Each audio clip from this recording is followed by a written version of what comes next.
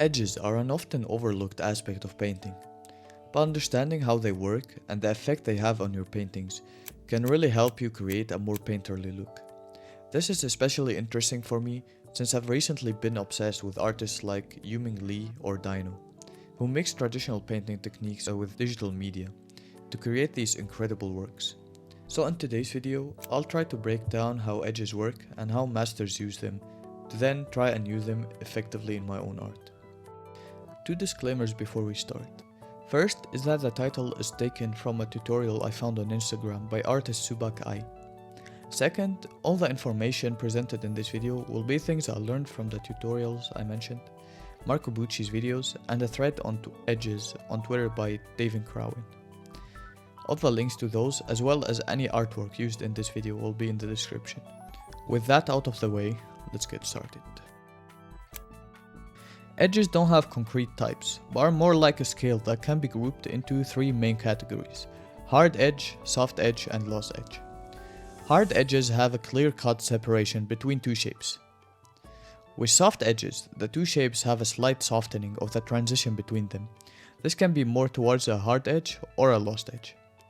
But in either case, you can still see the area where the two shapes separate. For lost edges, the area of overlap becomes invisible and the two shapes completely merge together and create the illusion of one shape. Edges are also very closely related to value. You can see that if I put two contrasting values next to each other, you'll automatically see a hard edge. Contrary to that, if I put two close values next to each other, you'll see a soft edge or maybe even a lost edge. Of course, this is not to say that you can't have a soft edge between two different values. The same applies to close values.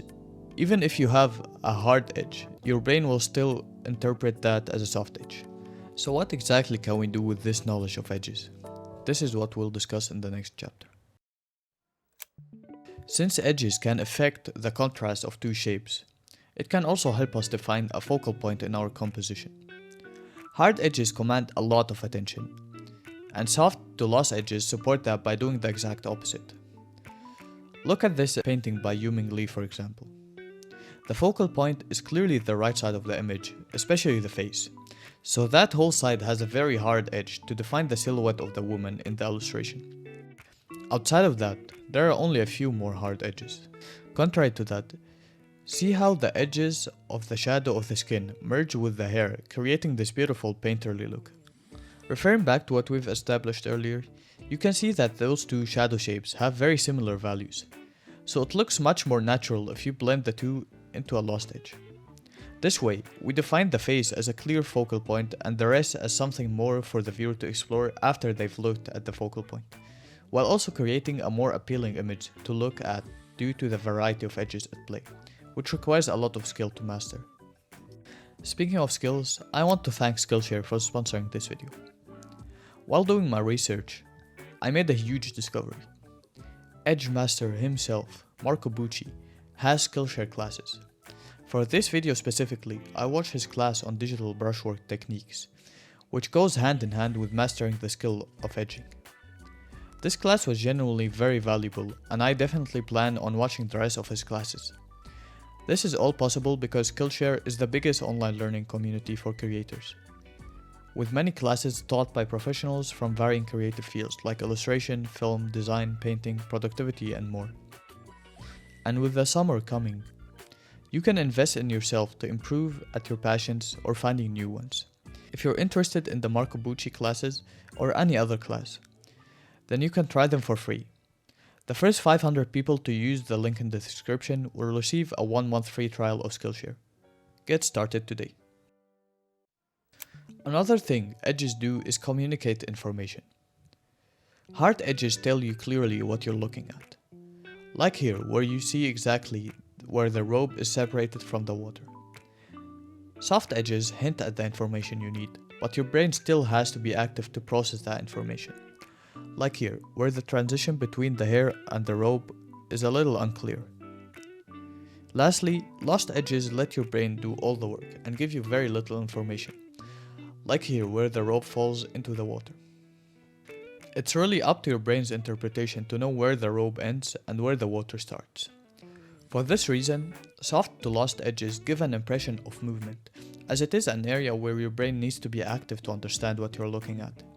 And your eye flows around seamlessly because there's no hard line to stop it and demand its attention, unlike hard edges. This is why my images used to have this very stiff look to them, namely because I had used too many hard edges that would stop the eye from moving. But on the flip side, you can't put too many soft edges, as that will overwhelm the viewer and there would be no definition in the painting whatsoever. So it's really about finding the right balance. How can you communicate what you want to show while also having a variety of edges that keep the image interesting? To understand this concept a little more, let's take a look at an example from the master of edging, Dino illustration, to understand the thought process behind using edging effectively. You can see that there's a huge variety of edges used in this painting, which is something you'll notice across all of Dino's work. Now, notice how the face, which is clearly the focal point, is defined by a big bright shape, with a somewhat hard edge, which further helps direct the viewer's attention towards it. You can also see that the rest of the piece is almost filled with very soft and lost edges, which is what makes it look so dynamic. There are very few other hard edges that are used very strategically to show the direction of the light. The clothes are basically one large shape, with little shapes inside of it that merge seamlessly to communicate the folds, but with very little contrast as to not pull the viewer's attention away from the focal point. Another thing you can notice when you look at the work of masters is that the effective use of edges can get across a feeling that a simple photography can't replicate. For example, this illustration really feels like a hot day in a marketplace, and this one feels like a breezy day in a hot summer. And this despite the two being very abstract, meaning that they don't depict reality as it is exactly. This feels more real to us because our eye can only focus on one place, while the rest of what we see is blurred, which is replicated artistically using soft and lost edges.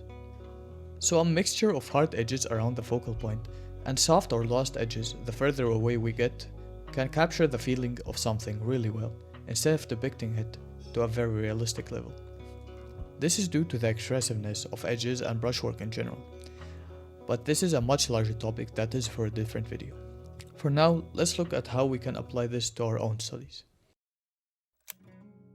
I always like to start by blocking in the general shapes, before thinking about anything else. After that, I start adding some new ones within the big shapes, to describe their form. Through all of this, I'm still not worrying too much about edges yet, but I am keeping in mind the areas of low contrast and high contrast, as these are the easiest places to define a nice hard or soft edge with. After I add some definition with medium shapes, I move smaller and smaller into the details. In this stage, I'm actively thinking about the areas that I want to be in the focus and the areas that should be out of focus and more of a peripheral vision, and then I aid that with edges. For this study, I tried to make the top side of the hill more in focus, so you can see that I didn't play there with too much edges. Contrary to that, you can see that the rocks around the corner are very vaguely hinted at by some big brush strokes that blend into the rest with very few hard edges to give some information about the light. And this was the final result. I really liked the fact that I actively thought about edges for the first time, which created a huge variety, so already this is looking far more interesting than my usual studies. But what I don't like is that the soft edges and lost edges around this area feel very unintentional and kinda just there to be there, and it makes the image look really messy. It's something I'll have to keep in mind doing my next studies. But for now, I can't say I'm dissatisfied. Despite all of what we've talked about, I think edges is something that you should focus on only later down the line, after you've already gotten a good grasp of values, shapes, and color. I personally think that it's not something that you should try to use in your paintings if you consider yourself a beginner still. However, even as a beginner, it is something that you should keep in mind, especially when looking at the art of masters, as to understand why something looks the way it does. Also, this is not to say that there is right or wrong. In art, there are vague rules that if you follow, you're likely to get a very solid painting. But you can also draw masterpieces even if you break those quote-unquote rules. This is especially relevant for brushwork and edges, as they are a way to express, and are much more abstract than say anatomy or light. For example, the anime style uses only hard edges to simplify the process for animation, but that doesn't make it anywhere near bad. It's just different. What I wanted to show today was only this: how you can achieve a certain painterly look using edges, like the artist I showed in examples, which was very fascinating to study. I am very interested in brushwork in general, and you can expect more videos like this in the future. But for now, I really hope that you found this to be helpful and enjoyable to watch. I thank you for staying with me until the end. I really appreciate it, and I wish you a peaceful rest of the day. Take care.